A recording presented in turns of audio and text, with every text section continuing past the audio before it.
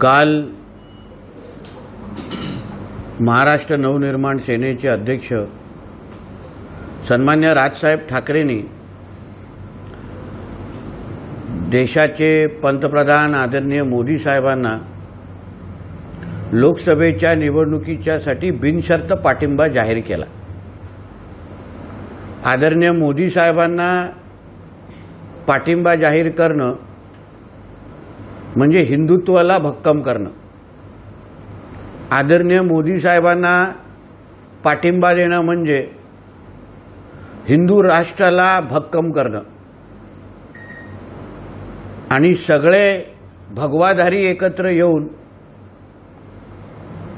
या राष्ट्राला हिंदू राष्ट्र बनवण्यासाठी अगर भक्कम करत असतील त्यासाठी आदरणीय राजसाहेब ठाकरेंचा मनापासून मी आभार मानतो। आणि हा बिनशर्त पाठिंबा ऐकल्यानंतर काल कलानगरमध्ये बर्नॉलचा वापर फार मोठ्या प्रमाणामध्ये निश्चित झाला असेल। कदाचित कलानगरमध्ये बर्नॉलचा तुतवडा जाणवला असेल, एवढा बर्नॉलचा वापर झाला असेल। आणि म्हणूनच आज सकाळी उद्धव ठाकरेंचा कामगार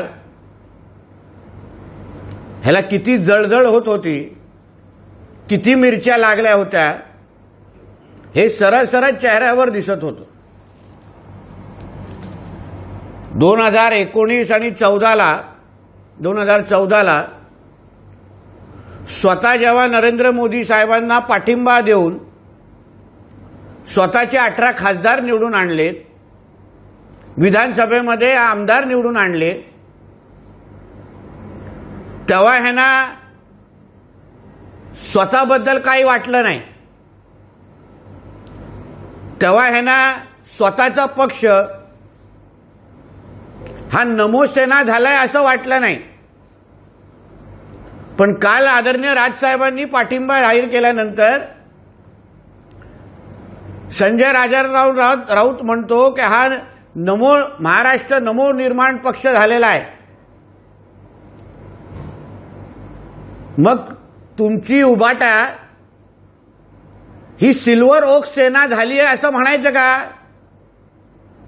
कारण का सिल्वर ओकच्या आदेशाशिवाय तुमचं पान पण हलत नाही। आणि पाडगावकरांची कविता म्हणत असताना तुमचं आमचं सेम असतं आणि त्याला शेम शेम शेम म्हणण्याअगोदर तुम्ही सत्तेसाठी हिंदुत्वाचा गेम गेम गेम केला असं म्हटलं तर चालेल का? म्हणून स्वतः मोदीजींचे गुणगान गायले, देश हितासाठी मोदींबरोबर 14 आणि 19ला उभे राहिले, तेव्हा हे बरोबर। आणि दुसऱ्यांनी अगर आदरणीय मोदी साहेबांना देश हितासाठी पाठिंबा दिला तर मोठा वायफल बडबड करत बसायची। ही आता संजय राजाराम राऊत ही घाणेरडी जुनी सवय झालेली आहे। बोला।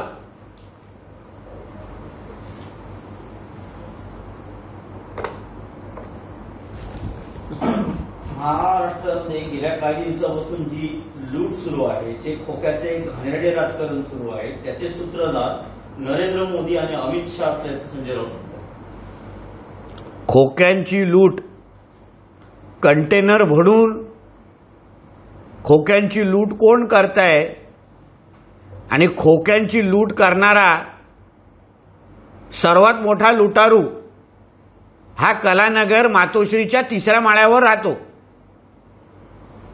ज्याला खोक्यांची भाषा सोडून त्याला काहीच कळत नाही। त्यांनी दुसऱ्यांना खोक्याच्या बद्दल आरोप करणं हा फार मोठा जोक आणि विनोद आहे। संजय राजाराम राऊतनी स्वतःच्या मालकाच्या मातोश्रीच्या जमिनीच्या खालती किती खोके ठेवलेत, काही टाईल बाजूला करून बघावेत खालती किती खोके ठेवलेले आहेत आणि मग आदरणीय मोदी साहेबांवर आणि भारतीय जनता पक्षावर खोक्यांचा आरोप करावा. महाराष्ट्राच्या स्वाभिमानासाठी निर्माण झालेला पक्ष महाराष्ट्राच्या दुश्मनांना पाठिंबा देतोय, त्यामुळे लोकांच्या मनामध्ये प्रश्न निर्माण झाला असं मनसेचं संजय राऊत होतं.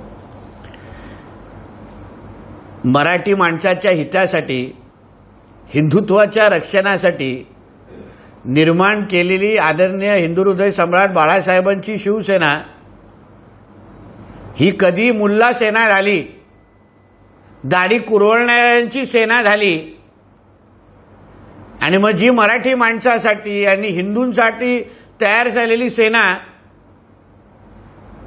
एकनाथ शिंदे साहेबांनी अगर साबूत ठेवली नसती तर या संजय राजाराम राऊतच्या मालकांनी त्याचा धर्मांतर करून त्याची मुल्ला सेना कधीच करून टाकलेली. आम्ही स्वतःसाठी कधीही भाजप सोबत राहिलो नाही असं संजय राऊत म्हणतात. स्वार्थासाठी भाजप बरोबर राहिले नसते तर मग मातोश्री 2च्या परवानग्या कशा मिळाल्या, एवढे आमदार कसे निवडून आणले, बाळासाहेबांच्या नावाने तयार केलेलं स्मारकाच्या तयार केलेलं ट्रस्टच्या नावाने जुना महापौर बंगला कसा खायला मिळाला असता. डिक्शनरीमध्ये स्वार्थाचं खरं नाव हे उद्धव ठाकरे आहे, म्हणून त्यांनी स्वार्थपणाने कसं जगावं हे कोणाला आदर्श घ्यायचं असेल तर उद्धव ठाकरेंचं आयुष्य बघावं. कारण का उद्धव ठाकरेंनी स्वतःचा स्वार्थ नसेल तर स्वतःच्या भावाला पण त्यांनी किंमत दिलेली नाहीये सख्या. म्हणून ह्यांनी भारतीय जनता पक्ष आणि स्वार्थ हे शब्द या उद्धव ठाकरेच्या त्या कामगारांनी तोंडातून कधीच काढू नये. ठाकरे हे असं नाव आहे, त्यांना कोणी झुकू शकत नाही. उद्धव ठाकरेंना झुकवण्याचा प्रयत्न झाला पण ते झुकले नाहीत. आम्ही सगळे बाळासाहेबांचे शिलेदार आहोत. उद्धव ठाकरे किती झुकले आणि किती वाकले महाविकास आघाडीच्या काळात हे त्यांच्या गळ्यातला पट्टा बघितल्यानंतर आम्हाला सगळ्यांना कळलं. सकाळी जोपर्यंत 10 जनपदवरून फोन यायचे नाही, हे सकाळचा नाश्ता पण करायचे नाही, दाढी मिशा पण करायचे नाही, म्हणून झुकण्यामध्ये पीएचडी हे उद्धव ठाकरेंनी किती केलेली हे मानेच्या पट्ट्यावरूनच कळलं. कारण का 10 जनपदचे तलवे चाटत चाटतच मान वाकली आणि इतकी वाकली की शेवटी जसलोकमध्ये जाऊन सर्जरी करायला लागली. दिल्लीमध्ये कायदा पायदळी तुडवला जातोय आणि केजरीवालांना लॉकअपमध्ये टाकून आता पुन्हा एकदा सरकार बरखास्त करण्याची मागणी भाजपकडून केली जाते. याच्यावर संजय राऊत म्हणतात की देशातील जनता हे पाहते आणि याचा योग्य उत्तर देईल. दिल्ली हायकोर्टनी काल दिलेला निर्णय या बुद्धू असलेल्या संजय राजाराम राऊतनी वाचावं. हा कुठल्या अँगलनी संपादक कोणाला वाटतो, हा कुठल्याही वृत्तपत्र कार्यालयामध्ये कारकून बनण्याचे पण लायकीचं नाही. काल दिल्ली हायकोर्टनी सरळ स्पष्ट त्या जजमेंटमध्ये सांगितलेलं आहे की दिल्लीचे मुख्यमंत्री अरविंद केजरीवालांबद्दलच्या संबंधित असलेले सगळे पुरावे हे ईडीनी जमा झालेले हे खरे आहेत. त्यांनी त्या दारू घोटाळ्यामध्ये, लिकर स्कॅममध्ये त्यांच्या 100% हात आणि इन्व्हॉल्वमेंट दिसतंय आणि याच आधारे भारतीय जनता पक्ष दिल्लीने आज सकाळी सरकार बरखास्तची मागणी केलेली आहे. काल ईडीच्या कारवाईवर हायकोर्टनी शिक्कामोर्तब केलेलं आहे, कोर्टाने केलेलं आहे, भारतीय जनता पक्षाने केलेलं नाहीये. म्हणून या संजय राजाराम राऊत नावाच्या बावळटाला सांगीन, थोडं काहीतरी सकाळी बसून जजमेंट वाचण्याची सवय कर आणि मगच आपलं थोबाड उघड. उत्तर मुंबईमधील सीट विनोद घोसाळकर यांना जाहीर केली होती, मात्र चर्चा करून आता ती सीट काँग्रेसकडे जाते. मात्र विनोद घोसाळकर यांनी आपण पूर्णतः पाठिंबा देणार असं देखील म्हटलं. ठीक आहे, आता दुसऱ्या लोकांना नवनिर्माण सेना बोलण्याच्या अगोदर ह्यांची उबाटा नावाची उद्धव गांधी सेना झाली आहे हे यांना कधीच कळलेलं नाही. काँग्रेसच्या समोर हे लोक किती साष्टांग नमस्कार करतात, किती नाक रगडवतात ह्याचं उत्तम उदाहरण आहे उत्तर मुंबई सीट.